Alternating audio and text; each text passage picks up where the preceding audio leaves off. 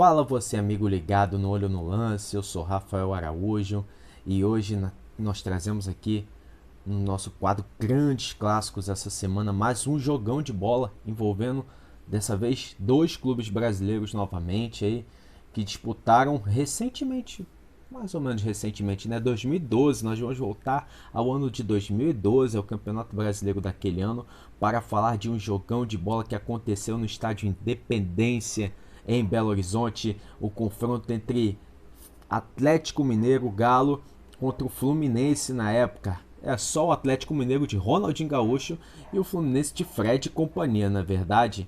Ao recapitulando para você, aquele ano, né, Fluminense e Atlético Mineiro desgarraram dos outros clubes e duelaram até o final pelo título brasileiro. Não até o final, né? Mais para frente a gente vai falar que quem foi campeão logo, né? Mas assim, contando mais ou menos como era aquela época, o Campeonato Brasileiro, por exemplo, de 2009 foi o campeonato que mais times chegaram à última rodada com chance de ser campeões. Cerca de 5 times até a última rodada poderiam ser campeões.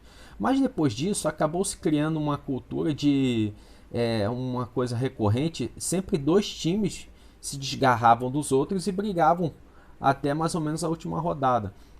No ano seguinte, 2010, foi assim. O próprio Fluminense brigou com o Corinthians mais ou menos até o final. No finalzinho, o Cruzeiro deu uma arrancada, acabou até tirando o vice do Corinthians, mas Fluminense e Corinthians brigaram até o final. 2011, Vasco e Corinthians disputaram até a última rodada do título e o Corinthians acabou campeão. E em 2012, novamente, o Fluminense voltou a disputar o campeonato pau a pau, dessa vez com o Atlético Mineiro.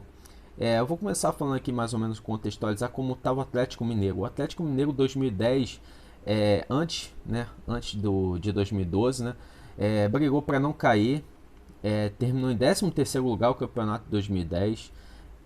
Depois da chegada do Dorival Júnior, que salvou o Cruzeiro, né, o Atlético Mineiro, de um rebaixamento e até deixou o time numa posição legal. Aí 2011 o time também não foi muito bem, foi 15º colocado. O Atlético Mineiro sofria. Os times de Minas, para falar a verdade, sofriam com a falta de um estádio ali, né, grande. O Mineirão estava em obras para a Copa do Mundo e os times tinham que jogar em Sete Lagoas, em Uberlândia, ali pelo interior mineiro. E meio que perdia um pouco com um estádio. E aí em 2012 o Atlético teve um reforço, porque foi reinaugurado o estádio de Independência, né, que apesar de pertencer mais ao América Mineiro, o Atlético meio que sediou seu jogo, adotou para si o Independência. O Cruzeiro também acabou jogando muito tempo ali no Horto, no Independência, até o Mineirão voltar. O fato é que o Atlético Mineiro teve esse grande reforço de jogar no Independência, transformou aquilo ali no seu caldeirão e o mais importante, fez grandes contratações aquele ano. O Atlético Mineiro teve Jô, teve a revelação Bernard, um jogador de muita qualidade, mas o principal jogador daquele time que chegou no início de 2012 foi o Ronaldinho Gaúcho, né?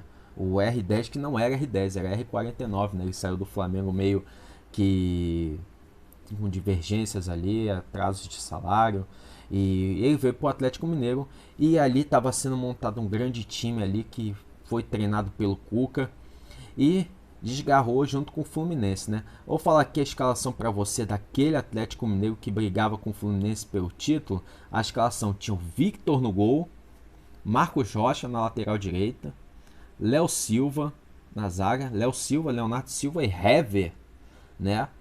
Aí Júnior César, Pierre e Leandro Donizete de volante. Mais para o ataque tinha meio campo ataque Guilherme, Bernard, grande revelação desse time do Atlético Mineiro, baixinho, corria muito. E aí Ronaldinho e Jô, né? Jô, matador nato, jogou muita bola o Jô nessa temporada também. E o técnico Cuca, né? Agora falando do Fluminense, né? O Fluminense vivia a era de ouro da Unimed, né, gente? O Fluminense que em 2009, do meio do campeonato, um último terço do campeonato de 2009 para frente assim, bem para frente, né? Posso dizer até 2012, né? Viveu uma época, uma era de ouro, né? Teve aquela arrancada maravilhosa para se livrar do rebaixamento de 2009. Aí em 2010 o Fluminense é campeão brasileiro, né? Com aquele time que tinha Conca, o Fred. O Fred, a gente fala muito do Fred, mas em 2010 o Fred não teve tanta participação, que ele passou boa parte do campeonato lesionado. A 2011 o Fluminense ainda não fez uma grande campanha, demorou, fez uma grande campanha na verdade, mas demorou muito a engrenar no campeonato, terminou ainda assim em terceiro lugar, se classificando para a Libertadores. E 2012 aí sim o Fluminense, agora treinado pelo Abel Braga, e com o time, já aquele time de 2010, algumas peças saíram, mas outras chegaram, e montou um time sensacional, um time, uma verdadeira seleção, né? Com vários craques também. Aliás, a se destacar, Fluminense e Atlético Mineiro em 2012 eram duas seleções, né? Vou falar aqui agora a escalação do Fluminense aquele ano. O goleiro do Fluminense era o Diego Cavalieri, né? Aí tinha um lateral Bruno, na zaga Gum e Digão, né? É uma zaga até que pode se questionar, mas foi uma zaga que foi vencedora, né? Lateral Carlinhos, muito bom lateral esquerdo Carlinhos. No meio campo aí muita qualidade com Edinho, Ediguinho. E aí do meio pra frente, amigo, olha a qualidade, hein? Wellington Nem, que vinha jogando muito, rapidinho, canhotinho.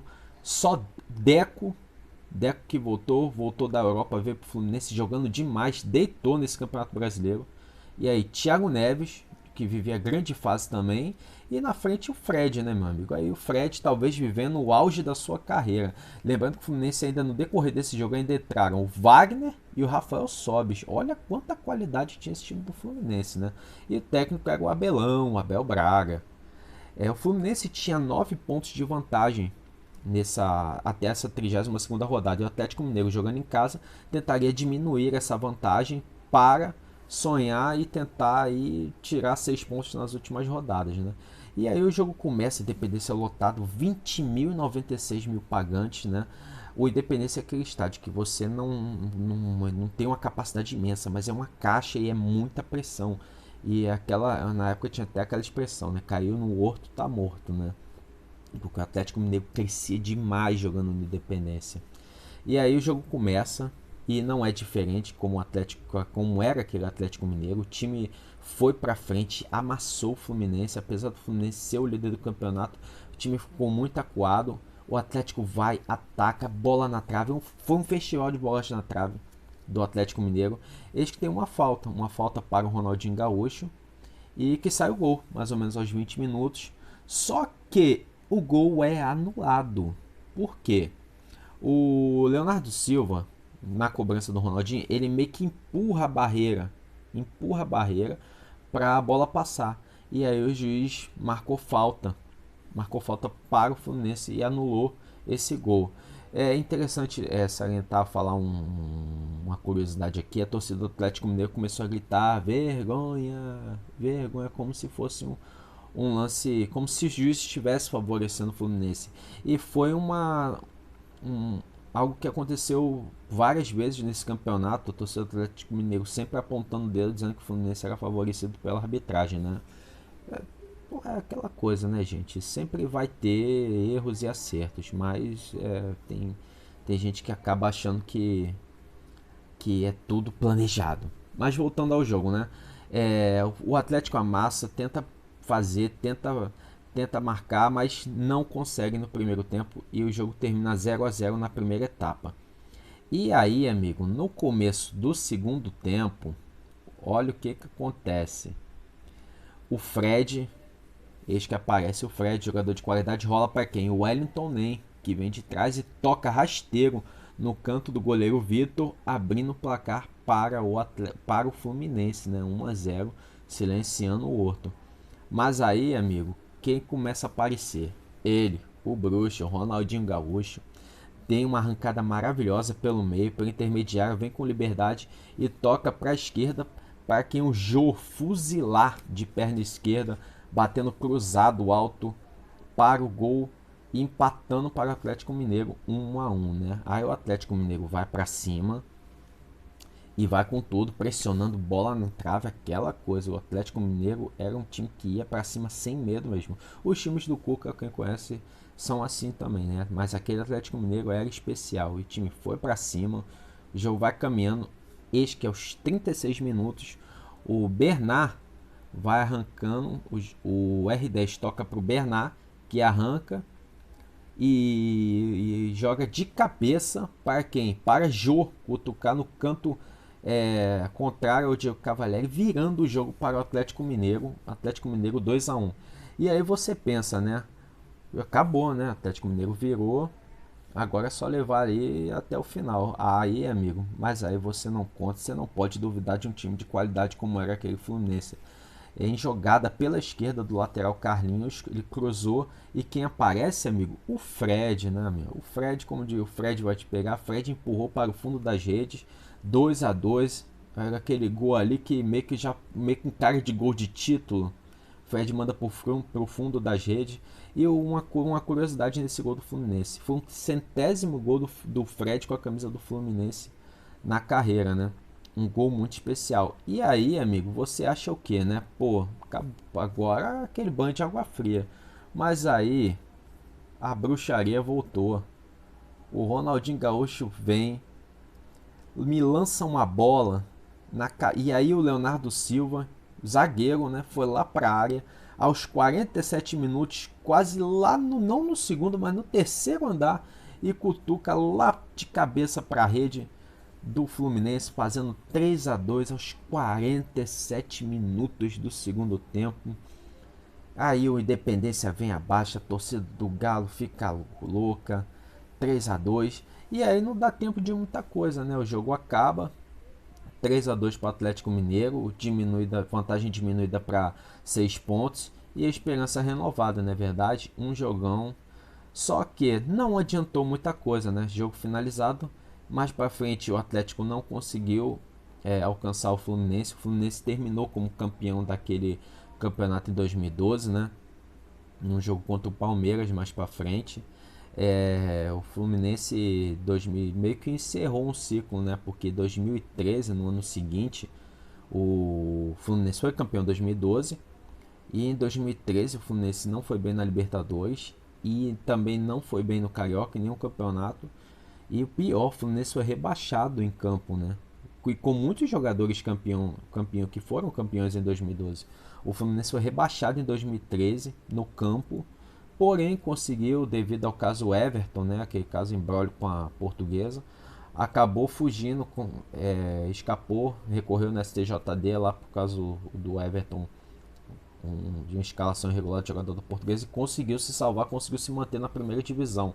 E depois acabou também a parceria com a Unimed e foram-se os craques, acabaram os tempos das vacas gordas e a torcida do Fluminense teve que se acostumar com tempos mais difíceis, né?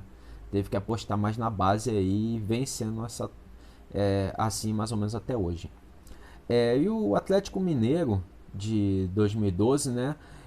Gerou frutos aí para os anos seguintes, né? O Atlético começou a viver uma era de ouro a partir de 2012. Foi o vice-campeão brasileiro, sim, mas em 2013 foi para a Libertadores e ganhou a Libertadores. Detalhe com o gol do Leonardo Silva também na final, né? Que levou para os pênaltis, e o Atlético Mineiro na base ali do coração, eu acredito, o Atlético venceu a Libertadores de 2013, depois ganhou a Copa do Brasil em 2014, foi um período bem vencedor para aquele time do Atlético Mineiro, né? O Cuca ainda ficou até o final de 2013, depois o time foi campeão com o Leverkusen, e vem ainda disputando campeonatos aí essa década aí, até agora, mais recentemente, o Atlético vem muito bem, vem sempre brigando ali nas cabeças. E tem uma expectativa até de melhora aí, né? Estão montando um timaço novamente. Bem, esse foi o Grandes Clássicos dessa semana. Fluminense e Atlético Mineiro se pegar essa semana. Na próxima nós teremos mais um grande jogo aí envolvendo essas outras duas equipes. Não se esqueça, tenho sempre olho no lance dia de segunda-feira ou terça. O nosso debate sempre abordando um assunto especial. Eu, o Arthur, Caleb, o Jorge, o Naubert também. Nós estaremos juntos. Se você gostou, dá um like, dá aquela força pra gente, que ajuda muito, viu? Um forte abraço e até a próxima com o nosso Grandes Clássicos.